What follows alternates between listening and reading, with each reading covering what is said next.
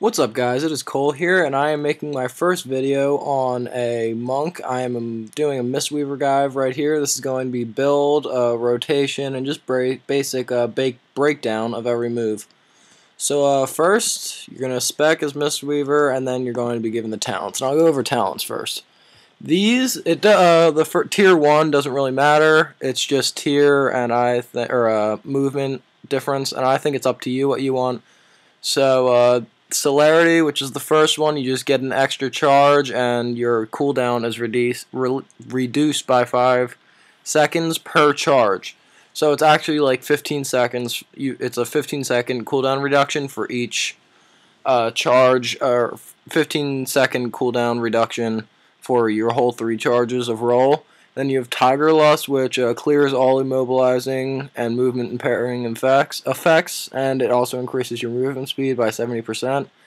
And I have Momentum. This is kind of just from questing, and I haven't really changed it because it's helpful for like running back in dungeons and stuff. Every time you roll, your movement speed is increased by 25% for 10 seconds. So that's pretty good, and it's actually like 20 seconds if you roll twice, and then for the last 10 seconds, like what I do, you'll have 50% because it stacks 50% movement speed for 10 seconds after that. Next is like you have Chi Wave, Zen Sphere, and Chi Burst. Chi Wave is kind of like a chain heal type move. It costs 2 Chi, and I believe that if you have the Glyph of Uplift, which I'll go over in a sec, I'll go over that after I go through the build. This is Chi Wave, I believe, or I see to be just kind of pointless because it is just an AoE heal, and I had it for a little bit and I didn't use it nearly as much as I use Chi Burst. It's just, it bounces from target to target, and it's, like I said, just like a chain heal.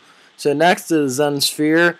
Zen Sphere is, it's almost useless unless you use unless you make it explode or whatever it says, detonate.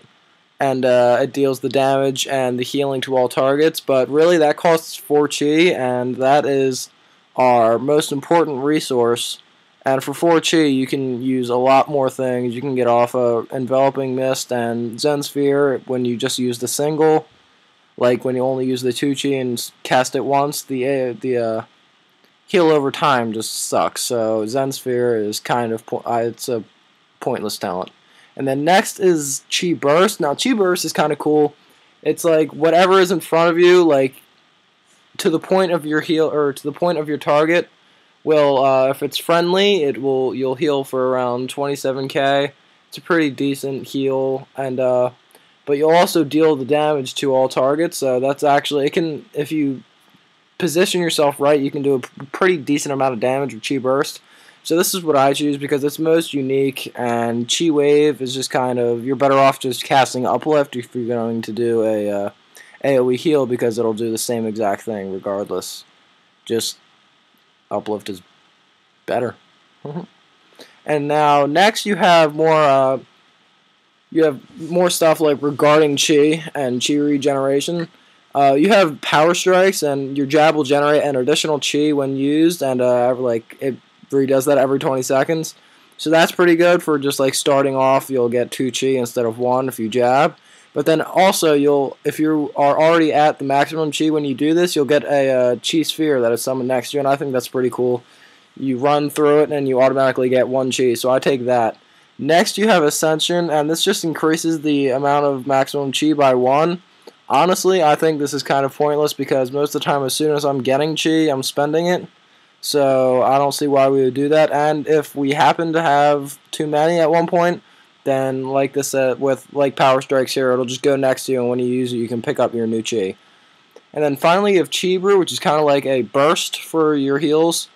It has a 1.5 minute cooldown, and it instantly restores all of your Chi, but I still believe that Power Strikes is a little bit better than that. It's more like consistent, and Chi Brew is for a 1.5 minute cooldown. It's not that substantial. Next is just another it's another preference. This is for like stuns and CC. You have Deadly Reach. Your paralysis ability is now usable from 20 yards away. Charging Ox Wave. It's basically like straightforward for 30 yards in front of you, everything will be stunned for a few seconds. And then leg sweep is like right in front of you. Its range is not very far, and it stuns for 5 seconds, so it's a little bit of a longer stun. But I prefer the range, and like you can get a couple more people if they're further away with charging Ox. Next you have these tiers. These are more important. They're more defensive, like for just you, not affecting the group. Anytime you drink from a brew or tea, you gain 10% of your maximum health or total health. This effect cannot occur more than once every 15 seconds, so that's basically pretty straightforward. It just you gain 10% of your health as well. I don't really see much point in that, considering it's random and the chance that you'll get it when you're actually like in dire need of that happening is kind of low. Next you have Dampen Harm, and it dampens the most harmful attacks done to you in the next 3 attacks within 45 seconds that deal damage to 10% or more of your total health are reduced in half. I prefer Diffuse Magic. They're kind of both just diffusing damage, but Diffuse Magic, if you're in a fight where you're taking spell damage, this is a big reduction. Reduces all spell damage taken by 90% and clears all magical effects on you, so you're also losing all magical effects. But the best part is it will, if there's like a big DOT or like bleed on you, I don't know if it works for bleed actually, but yeah, it won't work for bleed because it's a magical effect, but like dots and other bad effects on you, it will, if you use Diffuse Magic, it will actually return those spells back to their original caster, which I think is a pretty sweet bonus to the 90% reduction. And finally, we have Rushing Jade Wind. It's our finals here. And I'll start over here because that's like the bestest ever. Chi Torpedo is just, it replaces roll. And when you use Chi Torpedo, everything you would normally roll through, you would now do 15,000 damage to, and like the enemies, and you would heal friendly targets for about 20,000. So that's pretty basic and straightforward. Next we Invoke whatever, the White Tiger.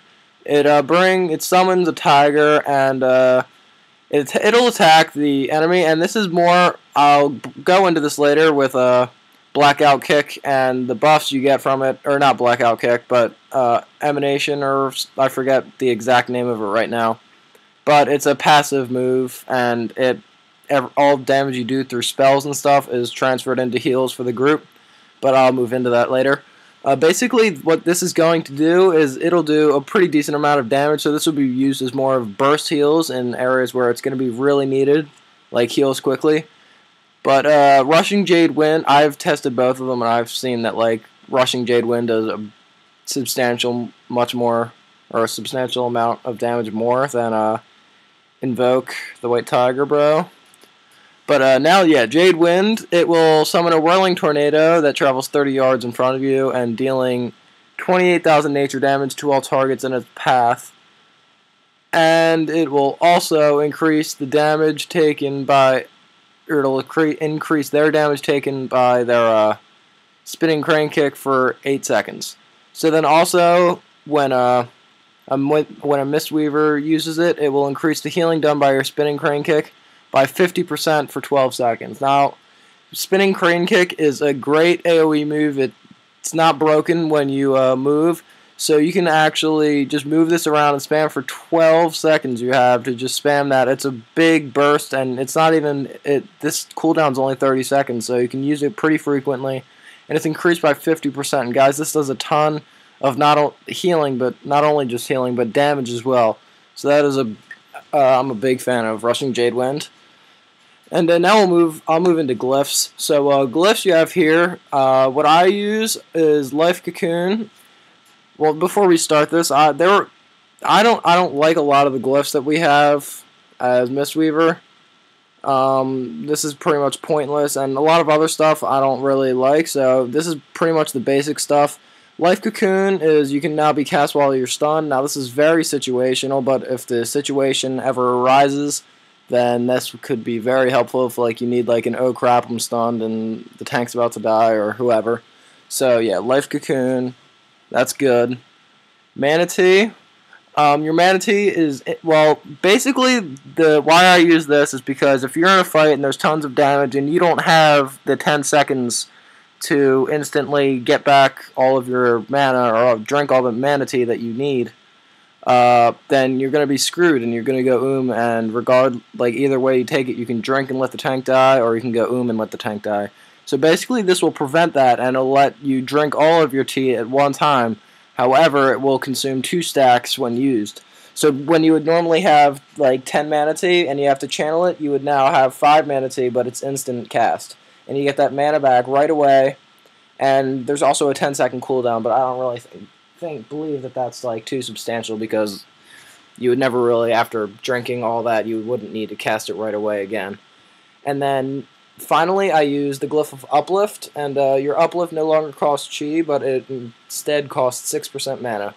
Now, if this is situational as well, I might take this off in like fights where you're doing less AoE, like where it's less AoE group-wide AoE damage to the group, and you won't be needing to heal everyone as much, simply because 6% mana when you're casting, or like, it's not all that much mana, and if you're spamming this, you're doing a ton of healing to your group. So that's basically all.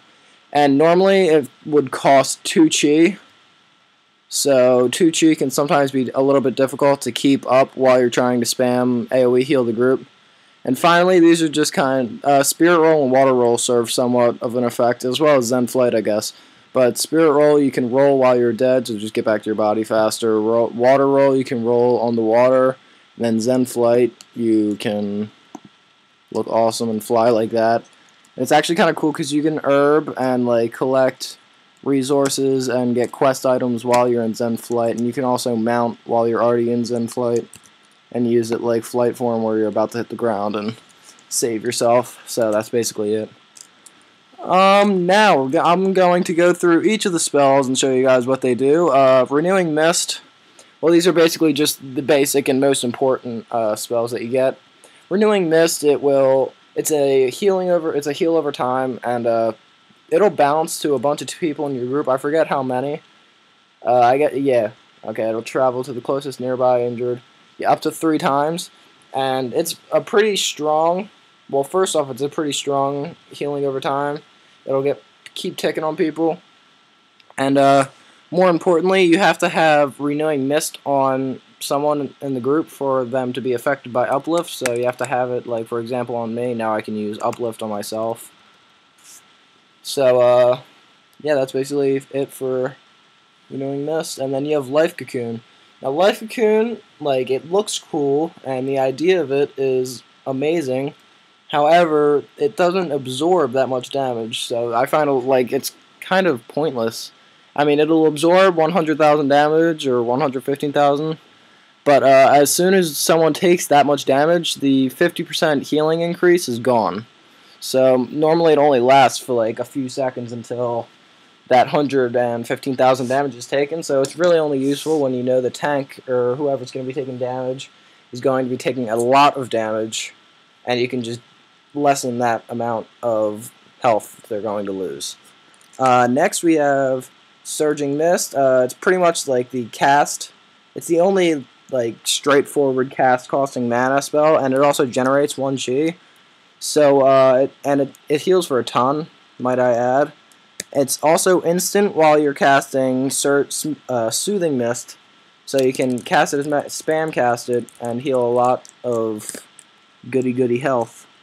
Next we have, also for Surging Mist, if you use Thunder Focus Tea while you have, if you drink Thunder Focus Tea and then cast Surging Mist, it will heal for twice as much, so that's pretty helpful. Expel Harm, it'll heal yourself for a little bit of damage, but it'll also generate 1 chi, and it will cause 50% of the amount healed to instantly be dealt to an enemy. So it's just pretty much a chi generator, and it does a little bit of damage and heals yourself. Next we have Enveloping Mist, and it's a pretty good heal over time. It's an instant cast if you use it, I'll show you, while you are casting Soothing Mist. So here, see, it's instant, and you get it back right away, and it does a pretty decent amount of healing. Next is Thunder Focus T. Well, no, I showed you Uplift, so yeah. Thunder Focus T, basically what it will do is, like I showed you with this, it'll double its amount of healing. But it'll also, if you use Uplift after drinking it, it will renew everyone that has its renewing mist time. So then next you have Manatee. This is the move that you're going to be using to get your mana back and manage your mana. So next and almost last, you have Spinning Crane Kick. It's an AoE heal and it does damage. It's pretty good. If you, I think it's 3 targets. Yeah, if it hits at least 3 targets, like 3 enemies, it will generate 1 chi. And Spinning Crane Kick lasts 2.1 seconds. Next we have Healing Sphere. It'll drop a sphere on the ground, and people can run into them if they need a heal. Like if you know they're going to need a heal, and they know to run in them to get some health back. But it can also be used if you're moving. It's an instant cast, so you don't have to like cast anything. So you can be on the run and drop one there, and just put them under people for instant cast heals while you're running. And then this is the Jade Serpent statue, and this is pretty much useful for everything. If you see what it says, well, first off, I'll just tell you, when you're casting Soothing Mist, it'll cast on the target, or it'll cast on like whoever has the lowest health as well.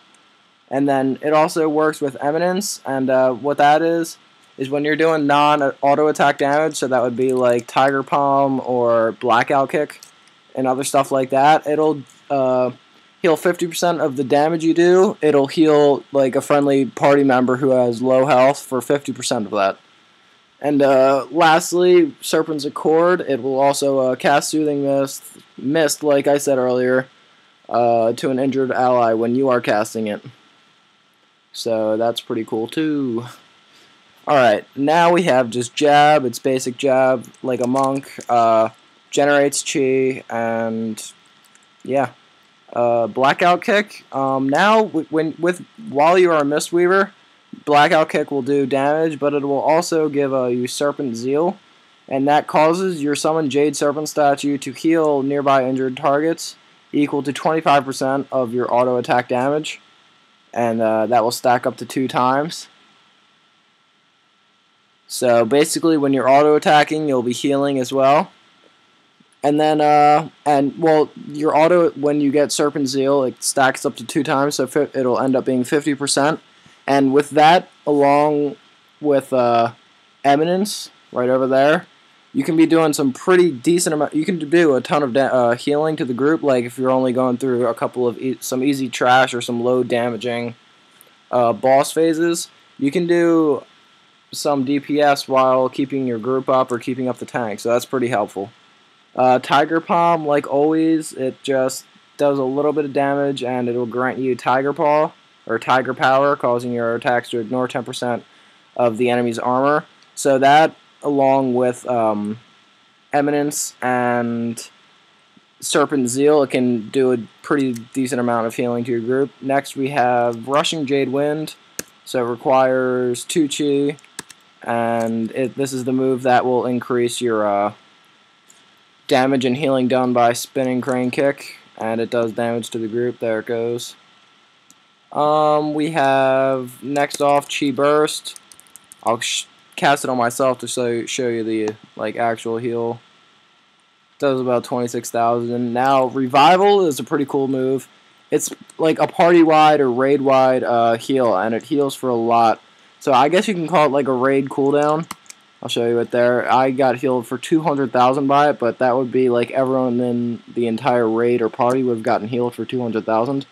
So that's pretty cool. This is Diffuse Magic, the talent from earlier. Paralysis is just like a CC. Spearhand Strike is an interrupt.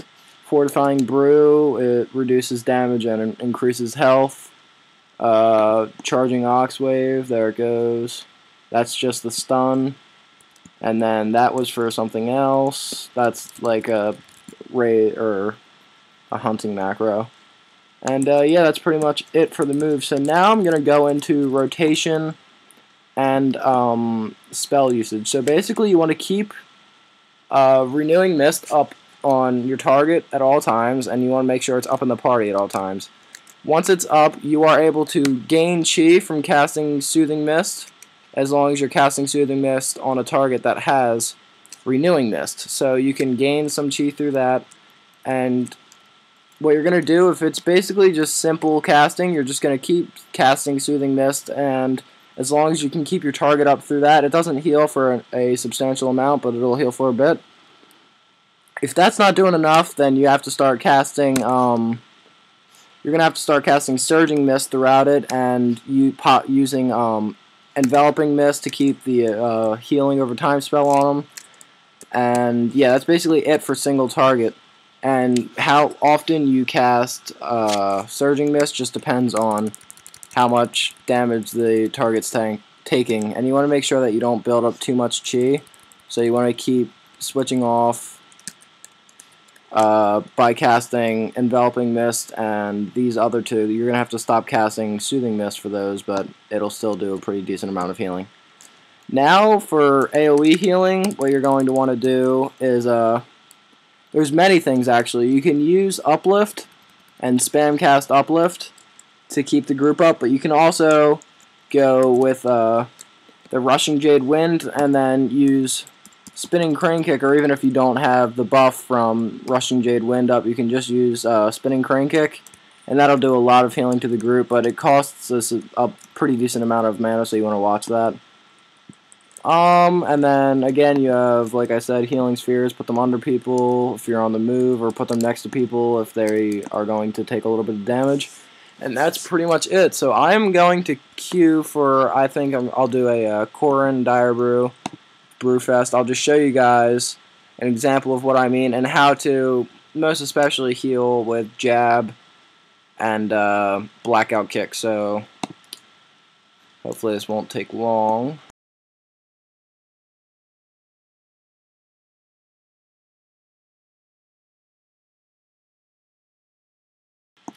So basically what I'm going to be doing... Oh, okay, I thought I accidentally just told him to attack. What I'm going to be doing is I'm going to be, first off, putting Renewing Mist up on everyone. And then after that, I'm going to be moving into... I'll Jab and then get up my Serpent Zeal, and I will use Jab, Blackout Kick, and Tiger Palm to basically heal with Eminence until there's like... I have to start healing other people and stop attacking. So whenever we start this, we will go.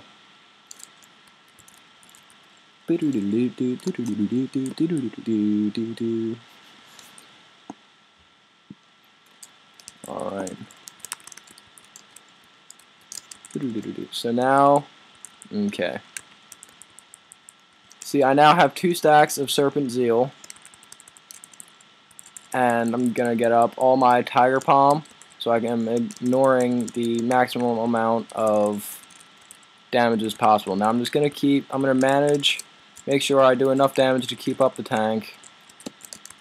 So, whoops. Gonna keep attacking. Gonna have to use Tiger Palm and Blackout Kick often enough to keep up the tank and keep up your buffs so that you don't lose them. And now what you're seeing here is I have 5 stacks of Vital Mist, so I can instantly cast a, what is that, Surging Mist on anyone I want. So now I'm going to go back to attacking. I hope I didn't lose anything. Tiger Power, oh fuck. I don't want to lose that. Okay. See, and now I'm keeping up the tank like this. I'm doing a decent amount of healing through this. He's actually starting to lose some health, so now is when I'm going to back away and actually start doing the healing. I'll put one of those off. I want to keep up, Enveloping Mist as often as I can, just to make sure no one goes down. See, I can put off a couple of uplifts right now, just to make sure everyone stays at a decent amount. And I want to keep using my Manatee, just so that I don't lose too much mana and I can regain it whenever I need it. Alright guys, now it's time for the, it's a brief final part, or final area that I will touch on in my guide. It is stat priority. So basically, for spell, you're going to want to get your most importantly, you want to get your haste cap, or you want to get your haste up to the soft cap, which is plus 8.33%. That will make your renewing mist. It'll give it an extra tick, and it'll speed things up. So you really want to make sure you get that. Next, you're going to want to make sure that your spirit is at a comfortable level. So you want it to be at in an area where you are comfortable at the rate that you are getting it. It's not like, it's basically up to you. It's what you're most comfortable with. And then next is obviously intellect. It is your spell power. It is your critical hit. So you're really going to want to get that up. So that's your next priority. And then next we're going to go down to mastery. Once you have your haste cap, it's going to be your least important spell. So mastery is going to be next, and then is crit, wherever that is, crit chance, and then finally is your haste after, or it's your final stat is haste above the soft cap. So that's just about it, guys. I hope you enjoyed my guide. So that's just about it, guys. That is my guide. I hope you enjoyed it, and please, I'm going to be putting some time into this, so give me some thumbs up, give me some comments, feedback, and subscribe, favorite, whatever. Share with your friends, be like, yo, this guy made a really good monk guide, he's awesome. So yeah, do that stuff, guys. Woo!